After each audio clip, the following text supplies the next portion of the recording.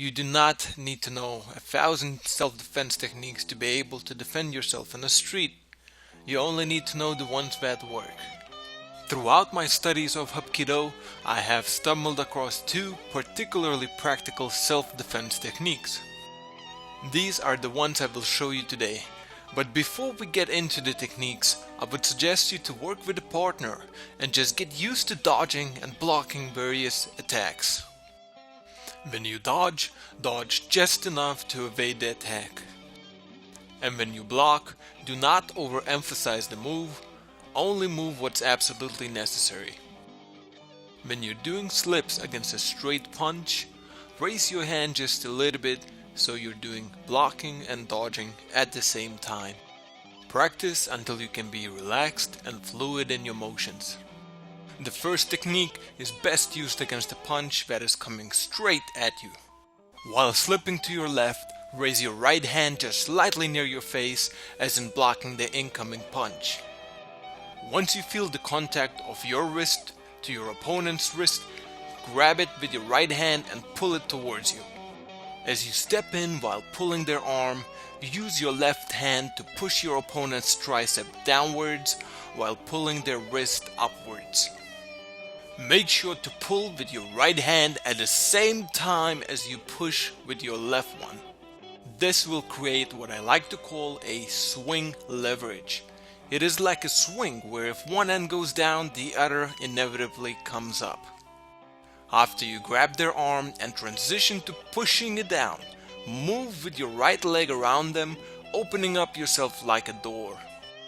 This will reposition you to the most advantageous location and provide you with maximal control over your opponent.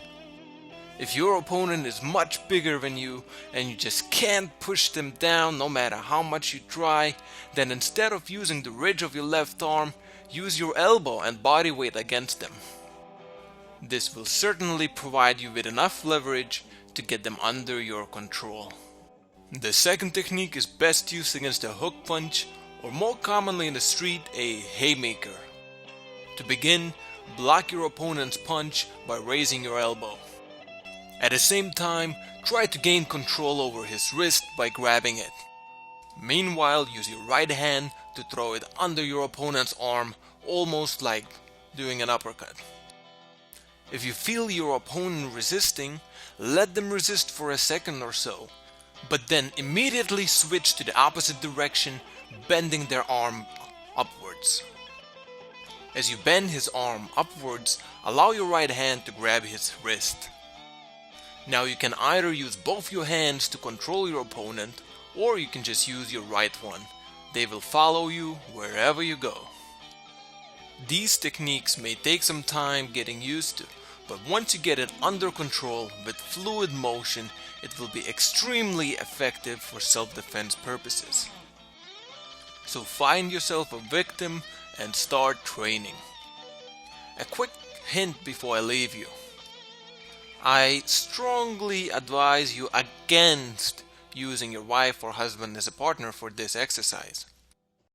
Unless, of course, you don't mind things flying around.